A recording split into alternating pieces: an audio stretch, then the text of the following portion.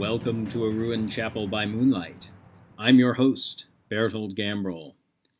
And today, as part of Vintage Science Fiction Month, I'm reviewing That Hideous Strength by C.S. Lewis.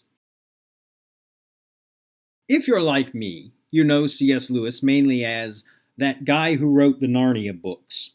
Most people probably remember them fondly from childhood. I was unusual. What else is new? In that I really didn't care for them. I was about 9 years old, and I couldn't stand The Lion, the Witch, and the Wardrobe. I thought it was just weird. My dad agreed with me. I remember him saying that the author of these books, quote, must have been on drugs. My dad has never been a big fan of the fantasy genre. But I was interested to learn recently that Lewis had also written science fiction. That Hideous Strength is the third book in his Space trilogy. But in the foreword, Lewis promises that it can be read without reading the other two books. I have chosen to test this assertion, for reasons which I hope will become apparent. And, of course, this is Vintage Science Fiction Month. What a perfect excuse to review a relatively obscure book by a relatively famous author. I hope that if nothing else, it piques your curiosity. If you are new to this site, please forgive my rather long-winded reviewing style. I tend to go on at length about books that I find interesting, and I'm afraid I'm usually unable to refrain from discussing plot spoilers. Normally I don't feel so bad about that, since I'm reviewing older, classic books, but since you may not have read this one before, please be forewarned that I'll be giving away the ending. That Hideous Strength follows a couple, Mark and Jane Stoddock. Mark is a fellow at Bracton College in Edgestowe, England.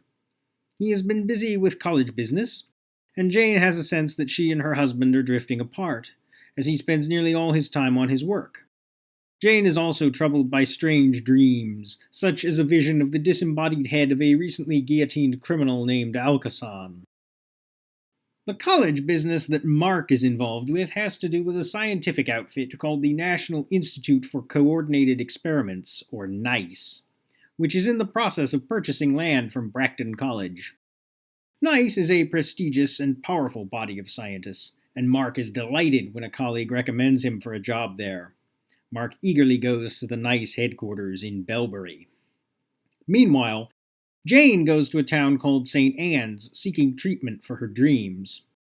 However, she is told that her dreams are in fact visions of real events, and that she is a seer. The people at St. Anne's are a mysterious and mystical bunch, whose chief is a man called Mr. Fisher King, and who has a wound in his foot. This is a reference to the Fisher King of Arthurian legend. The whole St. Anne's group is very much associated with the legends of King Arthur and his court. Mr. Fisher King, whose real name turns out to be Ransom, is himself the Pendragon, which, if you are familiar with Arthurian legend, effectively means belonging to the family of King Arthur. I, by the way, am not really familiar with Arthurian legend, but I got something of a crash course in it by reading this book. Lewis was a professor of medieval literature, so I guess he's a good source. Anyway, if you think that's weird, wait until you find out what's happening at Belbury. In addition to the office political jockeying that will be familiar to anyone who knows anything about academia, the NICE has its own private police force, headed up by Major Fairy Hardcastle. We have to pause to talk about Miss Hardcastle. On the one hand, she's clearly meant to represent a type of modern woman that Lewis dislikes. She smokes, she swears, and she even sits with her legs uncrossed. I think, just by telling us these facts, Lewis felt he had adequately communicated that she is a bad woman. So, not a whole lot of feminism going on here. On the other hand, I have to give Lewis some credit because she's probably my favorite character in the whole thing. I don't mean she's likable, not at all. She's unquestionably a villain, as shown by the sadistic pleasure she takes in tormenting captives brought in by the NICE police. But she's memorable. It's the same way Darth Vader isn't a good guy, but who could deny he's the most iconic character to come out of Star Wars? The Fairy, as she is sometimes called, also has most of the best lines. Like this, when she's ordering Mark to write newspaper articles to polish Nice's image, and he wonders if they're to appear in the right or the left-wing papers. "Both, honey, both," said Miss Hardcastle. "Don't you understand anything? Isn't it absolutely essential to keep a fierce left and a fierce right, both on their toes and each terrified of the other? That's how we get things done. Any opposition to the nice is represented as a left racket in the right papers and a right racket in the left papers. If it's properly done, you get each side outbidding the other in support of us, to refute the enemy's slanders. Of course we're non-political.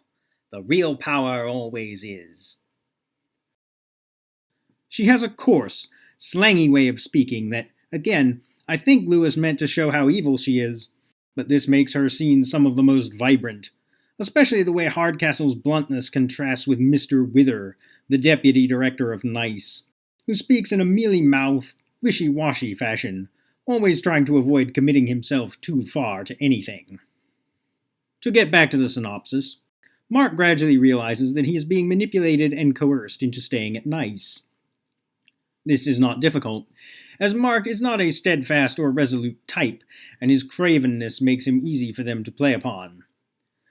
The book bounces back and forth between Jane at St. Anne's, where Ransom and his assistants are interpreting her visions to discover what their enemies are doing, and Belbury, where the scientists of Nice are shown engaging in increasingly depraved practices as part of their plot to conquer the world.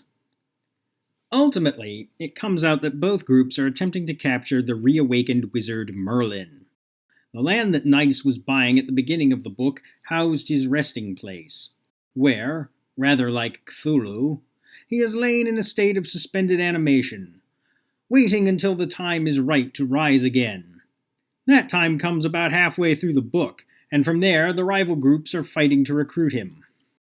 This is where I question what Lewis said about it not being necessary to read the other books in the series.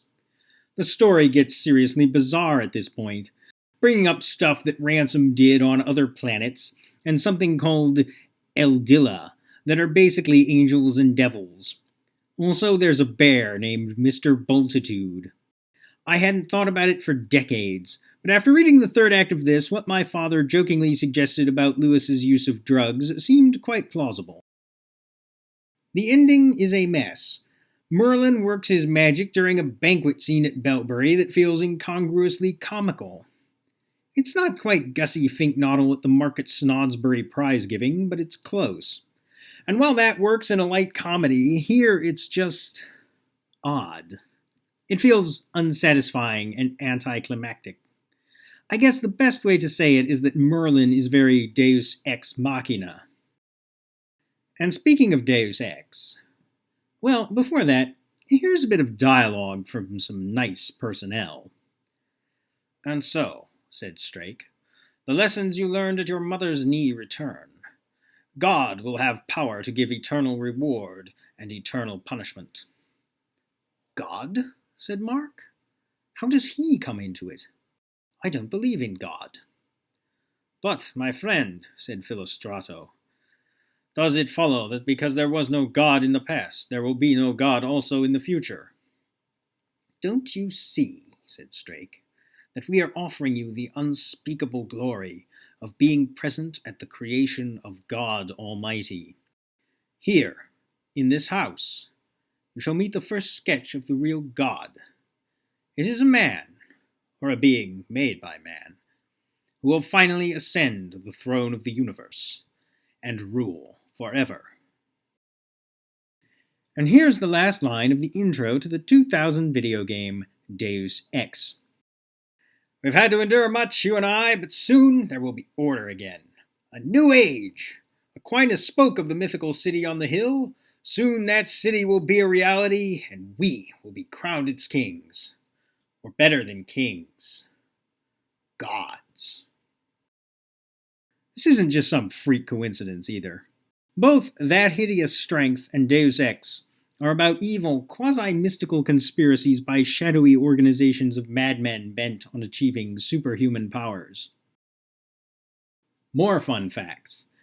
Deus Ex includes multiple passages from G.K. Chesterton's novel The Man Who Was Thursday.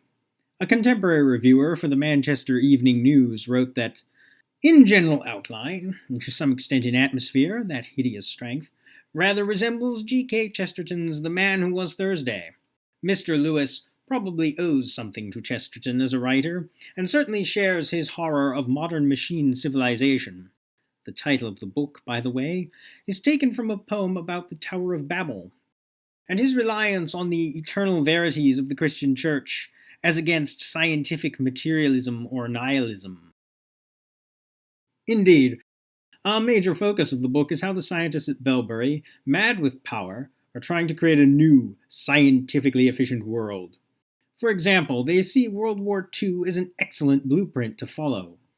Every advance in industry and agriculture reduces the number of work people who are required. A large, unintelligent population is now becoming a deadweight. The real importance of scientific war is that scientists have to be reserved. It was not the great technocrats of Königsberg or Moscow who supplied the casualties in the siege of Stalingrad. It was the superstitious Bavarian peasants and low-grade Russian agricultural workers. And their schemes aren't confined to massive wars of annihilation. They're out to remake every aspect of life. As one of them says, even the trees are going to have to go. At present, I allow, we must have forests for the atmosphere. Presently, we find a chemical substitute. And then, why any natural trees? I foresee nothing but the art tree all over the earth. In fact, we clean the planet.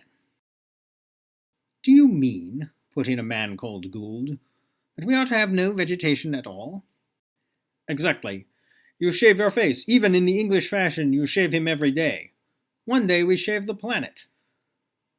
I wonder what the birds will make of it. I would not have any birds either. On the art tree, I would have the art birds all singing when you press a switch inside the house. When you are tired of the singing, you switch them off. Consider again the improvement.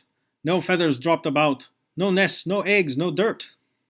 It sounds, said Mark, like abolishing pretty well all organic life. And why not? It is simple hygiene. Listen, my friends, if you pick up some rotten thing and find this organic life crawling over it, do you not say, "Oh, the horrid thing, it is alive," and then drop it? Like his friend, J.R.R. Tolkien, Lewis clearly loved the folkish and organic, and hated the mechanical and the industrial. Speaking of Tolkien, there are also references in the book to Numenor, which, Lewis mentions in the foreword, will be discussed further in a forthcoming manuscript by Tolkien. Does anyone know if that ever got published? The Manchester Evening News reviewer, though generally favorable about the book, agrees with me on the ending, writing, "The book ends in a way that is so preposterous that it does not even succeed in being horrible in spite of much bloodshed." Much is made of the fact that the scientists are actually in touch with evil spirits, although this fact is known only to the inmost circle. Mr. Lewis appears to believe in the existence of such spirits, and of benevolent ones as well. He is entitled to his beliefs, but they weaken his story, not only because they offend the average reader's sense of probability, but because in effect they decide the issue in advance. When one is told that God and the devil are in conflict, one always knows which side is going to win. Even this kind of understates it, in my opinion. The book would have been more satisfying if God himself appeared and said, "I condemn all you evildoers of Belbury to eternal hellfire." That might have been predictable, but it would feel less random and bizarre than all this rigmarole about Merlin. I remember reading once that Frank Herbert said of his novel Dune that the book had many layers, such that the reader could reread it multiple times and each time find a different layer to follow. I think the same could be said of that hideous strength. There are at least 3 different threads to it. Mark and Jane trying to save their failing marriage. Nice's conspiracy to create a scientistic dystopia. Whatever this stuff about Merlin is. The first 2 layers fit together nicely. The third feels like it's part of some other book and clumsily tacked on. I'm serious, there are parts of this book where I have no idea what is even happening. Some of the visions Jane has towards the end are just too bizarre, and I have trouble understanding what they're supposed to mean. There's clearly some sort of symbolism going on, but it's over my head. On a more basic level, I just didn't feel that Mark had grown enough over the course of the story to deserve Jane. Yes, he kind of redeems himself in that he's not the complete wimp he was at the beginning, but he's still far from a truly brave or heroic character. Actually, maybe that's what the book is really lacking. An actual hero. Someone who counterbalances the gleeful villainy of Miss Hardcastle and company. Merlin isn't one, he's just a plot device. Ransom is implied to be heroic, but he never really does anything, just gives speeches. Mark is right out. Jane seems like she could be heroic, but she never gets much of a chance. The most heroic character is Mr. Bultitude. That's right, the bear. The result is that the ultimate victory never feels earned. The show just goes on until the climax, when everyone transforms into who they're supposed to be, like a bloody harlequinade. I've been withholding some information from you, though. Our reviewer from the Manchester Evening News is not just some random critic. He's George Orwell, of 1984 fame. The review was written in 1945, when Orwell had just begun work on what would become the quintessential dystopian novel. I wonder if that hideous strength influenced him at all. Some of the interrogation scenes reminded me of the Ministry of Love scenes in 1984. Actually, I guess the use of the acronym NICE to describe the malevolent organization is itself what would come to be called an Orwellian phrase. It's surprising to me how positive Orwell's review is, and how many similarities there are between 1984 and that hideous strength. After all, Lewis was a Christian conservative, and Orwell was an atheist socialist. But clearly, both of them must have seen some of the same trends in the world they lived in, namely the rise of what James Burnham called the managerial class. On balance, I'm with Orwell that the book would have been stronger if the supernatural element were toned down. I wouldn't be in favor of removing it entirely, but I'd have liked it better as a subtle thing, lurking in the background. Still, there are some effective occult horror scenes in here. Like this description of the art that is used to gradually indoctrinate people into the inner circle of nice. There was a portrait of a young woman who held her mouth wide open to reveal the fact that the inside of it was thickly overgrown with hair. It was very skillfully painted in the photographic manner, so that you could almost feel the hair. Indeed, you could not avoid feeling it however hard you tried. Isn't that creepy? I like this much better than if it had just been a scene of something mindlessly horrific. It's just a touch off, and so it sticks with you more. Okay, now we come to the big question, which I've been putting off as long as I can. Is this book any good or not? Well, it's a mixed bag. A seriously mixed bag. Apart from the supernatural stuff and Arthurian legendary that just doesn't fit with the rest, there are also some really slow stretches. There were parts that were just one committee meeting after another. This is probably an accurate depiction of an academic institute, but it doesn't make it any more entertaining to read. But then there are other things that seem strikingly fresh. Indeed, some scenes hit harder than most modern dystopias do. Also, while he seems like he wandered in from Narnia, I really do like some of the parts about Mr. Bultitude. Lewis tries to write him as a truly non-human character, with a whole way of perceiving the world that is unlike our own, but with which the reader can still empathize. I liked that. And, of course, Fairy Hardcastle. Everyone should read this just for the fairy alone. Of course, if that actually happens and she becomes popular enough, the next thing we know, she'll be getting her own spin-off prequel movie series starring Emma Stone. Oh well, it's just a chance we'll have to take. Like a lot of old sci-fi books, this didn't strike me as an outstanding book, and at times it's slow-moving and old-fashioned. But also like a lot of old sci-fi books, it does contain plenty of interesting ideas for the reader to chew on.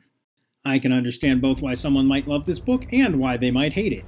But either way, I think it's worth reading.